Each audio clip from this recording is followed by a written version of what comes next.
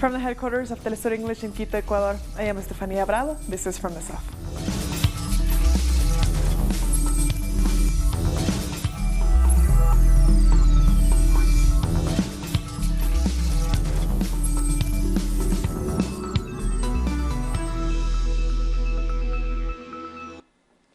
United States sanctions on Venezuela are not new, but this year the administration of President Donald Trump has taken much more aggressive steps to limit economic activities and block Venezuela's ability to make payments. And the impact on ordinary citizens is being felt more and more.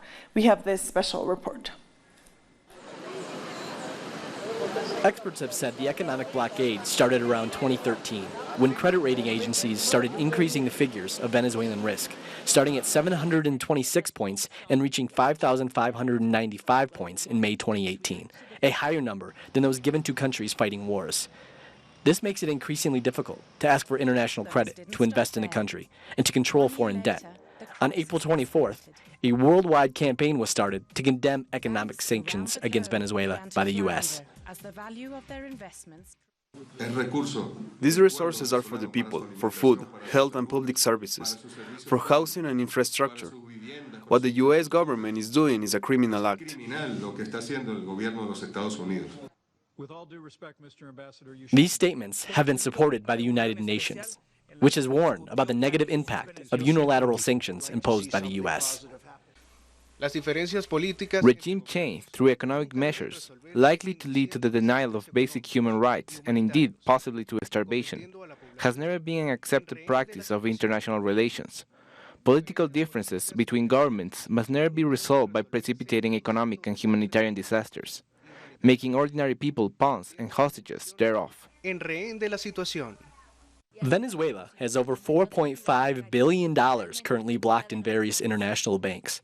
On top of that, there are multiple sanctions against Venezuelan banks and a ban on operating in dollars placed on the Central Bank of Venezuela.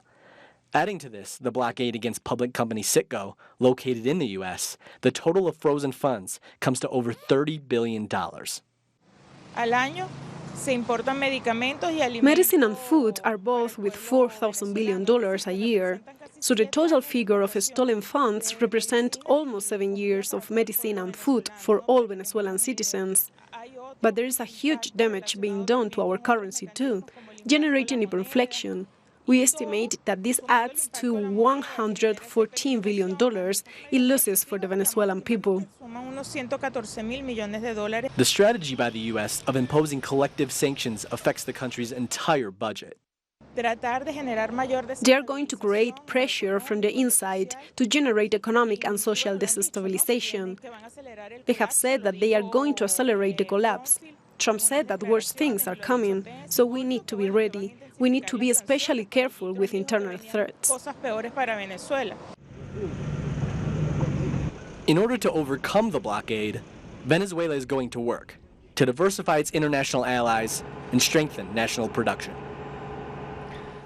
The Venezuelan president, Nicolás Maduro, has said that imperialist forces are attacking the country because he is defending the legacy of Hugo Chávez. The imperialists want to say I'm betraying Chávez's legacy, but it's because I follow Chávez's legacy that they are attempting a coup d'etat against my government.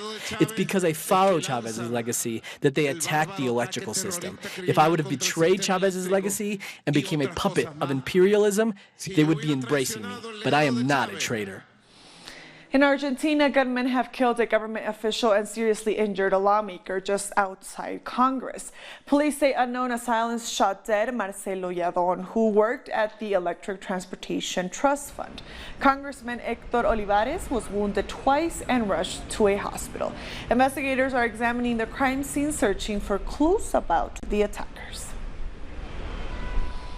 Our correspondent in Buenos Aires, Edgardo Esteban, has more. Lawmaker Héctor Olivares was shot close to the Congress building at 6:55 a.m.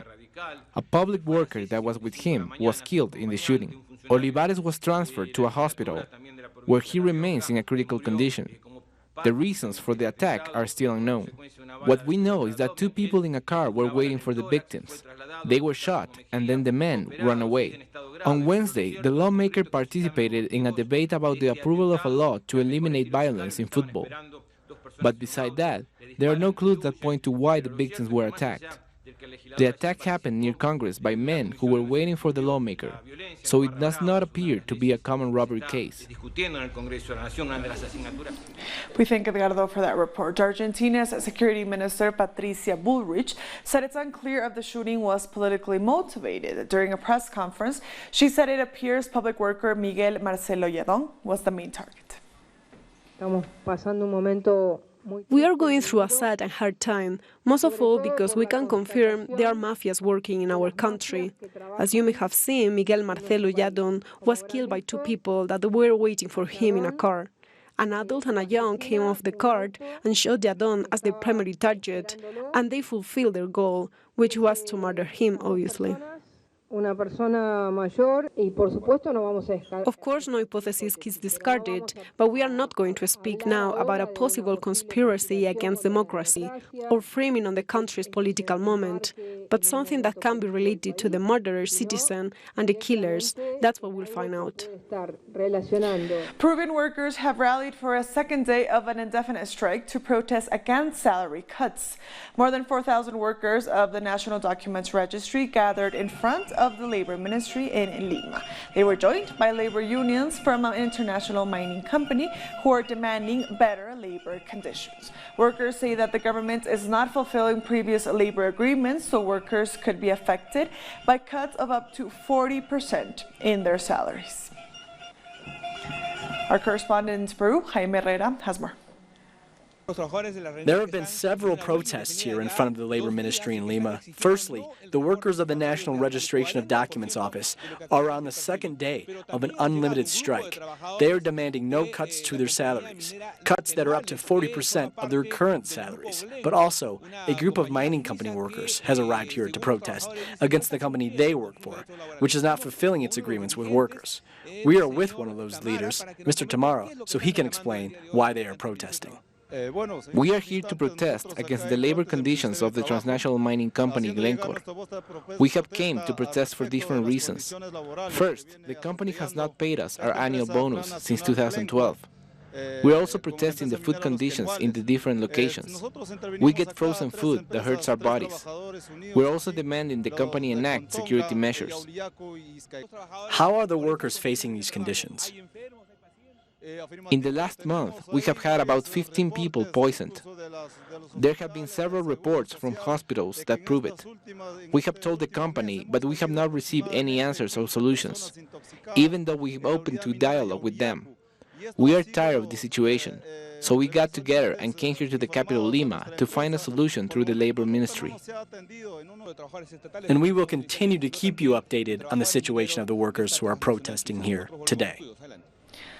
Former Brazilian President Michel Temer has handed himself over to authorities less than 24 hours after a court ordered him back to jail. On Wednesday, an appeals court revoked Temer's writ of habeas corpus, under which he was freed mere days after his original arrest. The court gave Temer until 5 p.m. local time to turn himself in. The former president was arrested on March 21st for money laundering and corruption accusations as part of the Lava Jato investigation.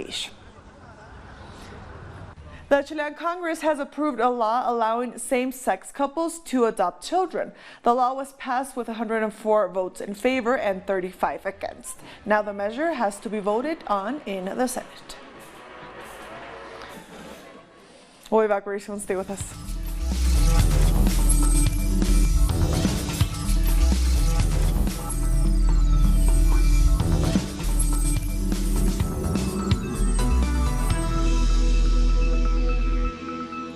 Well, Welcome back. With close to 72% of the votes from South Africa's general elections counted, the ruling African National Congress has maintained its lead. The latest results announced by the Elections Commission puts the ANC at 56.5%, while the opposition Democratic Alliance stands at 23%. The economic freedom fighters have moved from 8% to 9.8% of the votes so far, hitting 1 million votes. Final results are expected to be announced on Saturday. The Electoral Commission has also announced the arrest of 19 individuals for allegedly voting twice. A representative of the commission said they had been arrested in the KwaZulu-Natal province. He, however, said the few incidents of double voting will not affect the final results of the election. Wednesday's elections in South Africa saw the lowest voter turnout since 1994, when Nelson Mandela was elected as the country's first black president, raising questions about voter apathy. Earlier, we were joined by political analyst Richard Pithouse, who discussed the topic. For South Africa, that is a low voter turnout, and it's not uniformly low. Voters in the suburbs, more middle-class voters and more white voters, voted at a much higher rate than voters in working-class black areas, which I think most people would read as a sign of a certain degree of alienation from not just the ruling party, but from many of the possibilities on offer in the election. The new president of the ruling party, the ANC, Cyril Ramaphosa, has reinvigorated support for the party to some degree. Not enough to enable a mass turnout from the party's original base, but he certainly has arrested some of that decline. But nonetheless, the decline is still, as a long-term trend, clearly in place. And the reasons for it, I don't think, are surprising. There's rampant corruption. The ANC has become increasingly repressive against people organized independently from the party and engaged in different kinds of struggles. And it's completely failed to meet its social commitments around things like employment, providing decent accommodation for the majority, and so on. Togo's parliament has voted to reinstate the two-term limit for presidents, but the change does not apply to the current leader. President Faure Gnassingbé will be eligible to run for 2 more terms. Opposition politicians wanted the new cap to apply to the current president, but the ruling party proposal won out. 90 out of 91 members of parliament cast a secret ballot in favor of the constitutional revisions. Sudan's Rapid Support Forces have seized 241 kilograms of gold from a plane that landed in Khartoum. The plane had departed from the Nile River state. According to authorities, only 93 of the 241 kilograms had been cleared for export. The name of a Moroccan company which was exporting the gold has not yet been made public, only that it is legally registered to operate in Sudan. Investigators are being carried out into possible smuggling. In an operation in the Nile River state, after trying to leave the country and smuggle all its resources, around 241 kilograms of gold has been seized. The manufacturing company is a Moroccan investment company. Only 93 kilograms of that amount was supposed to arrive yesterday, in order to be exported abroad. A British man convicted of being in possession of bomb-making materials in Kenya has been sentenced to 4 years in prison. In 2011, German Grant was arrested after being found in possession of chemicals and other equipment used to make bombs. Grant was convicted last month but was acquitted of conspiracy to carry out a terror attack. He is already serving 9 years in prison following a conviction in 2015 for fraud. The government of Jamaica will take appropriate measures to bring the perpetrators of crimes against children to justice. Last year alone, close to 13,000 child abuse cases were reported to the island's Child Protection and Family Services Agency. We'll do everything in our powers to ensure that those who commit these heinous crimes are brought to justice, that every case that is brought to our attention of abuse will be thoroughly investigated, and those who are accountable will be brought to book. The government of Jamaica in no way subscribes to or is ambivalent about the socio-cultural issues that still continue to support the basis on which some of our men in particular rely on to abuse our children.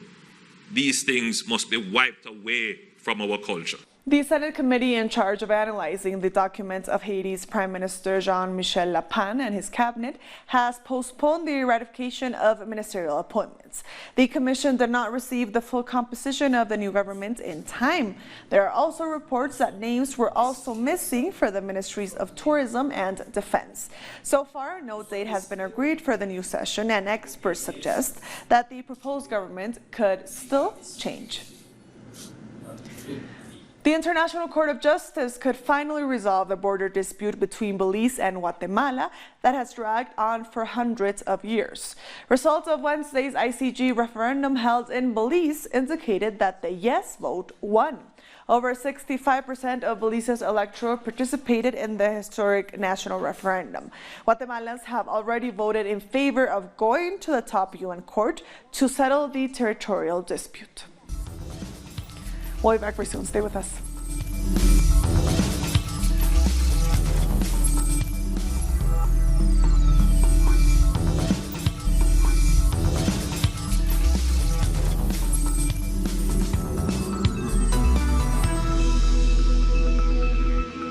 Welcome back. Pope Francis has issued a landmark decree that makes bishops directly accountable for sexual abuse or cover-ups. Priests and nuns are now obliged to report any cases of abuse within the church, even in countries where civic law wouldn't oblige them to do so.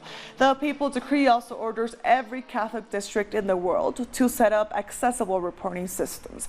It also sets time limits for local investigations and the Vatican's response to them. Two French human rights groups tried to block weapons from being loaded onto a Saudi Arabian vessel, claiming the cargo contravened an international arms treaty. An online investigative site had published leaked French military intelligence that showed weapons sold to the kingdom were being used against civilians in Yemen's war. France is one of Saudi Arabia's main arms suppliers, but the government has faced increasing pressure to stop weapons sales because the 4-year-old war has created one of the world's worst humanitarian crises. Spain's current Prime Minister Pedro Sanchez has met with the leaders of the country's 3 main political parties as he moves to form a government. This follows his win of the general election on April 28th. Although Sanchez and his Spanish Workers' Socialist Party won the most seats in Spain's general election, their victory falls short of a majority needed to take outright control of the government. Now he and his party will have to try to form a new government with the support of other parties. And while it's public knowledge that Sanchez and leader of the People's Party, Pablo Casado, do not agree, Casado was the first to visit the Moncloa Palace. Casado said the government will be weak, while its opposition will be strong. He added that he will not support the Prime Minister's presidential inauguration. I told him not to depend on the pro-independence parties, because Spain does not depend on those who do not believe in unity and the equality of all citizens. The following day, Sanchez met with the leader of the Citizens' Party, Albert Rivera, who offered him pacts on issues such as migration and education. However, Rivera said he will not support his inauguration as Prime Minister, adding that they could only agree on matters relative to recovering control of Catalan institutions. I offered Sanchez a helping hand. I gave him the 55 seats belonging to the Citizens' Party in the parliament, and if necessary, the senators can apply the Article 155, also known as the nuclear option in Catalonia. The meeting demonstrated the ongoing war between the two right-wing parties. They both want to present themselves as leaders of the opposition. Casado asked Rivera to abstain from voting, so Sanchez will not be able to make a pact with the pro-independence parties. Rivera responded by attacking the electoral results of Casado's Popular Party. I am more concerned about Spanish citizens and our role as the opposition than for the internal crisis that the Popular Party has, or for its breakdown. Left-wing party Unidas Podemos was the last to meet with Sanchez. Its leader, Pablo Iglesias, stressed that they have been able to build a relationship of mutual trust since the no-confidence motion that ended the conservative government of Mariano Rajoy. Iglesias also asked his voters to remain calm before future pacts with the government. We've made our positions clear and we've agreed to form a consensus in order to move the process along. Our first meeting has been a very good one. I am optimistic about how things are going to be, but now we have to be cautious, discreet and calm. The three meetings were more about image than a negotiation, since the formation of the government will have to wait for the regional and European elections, which take place on May 26th. U.S. authorities have arrested a former intelligence analyst and charged him with providing classified information on drone warfare to a journalist. Former Air Force intelligence analyst Daniel Hale is set to appear in federal court on Thursday for providing top-secret documents from the National Geospatial Intelligence Agency to a reporter at The Intercept in 2014. Hale faces 5 charges, each of which carry a maximum of 10 years imprisonment. His arrest comes as the U.S. is cracking down on whistleblowers like Chelsea Manning and WikiLeaks founder Julian Assange.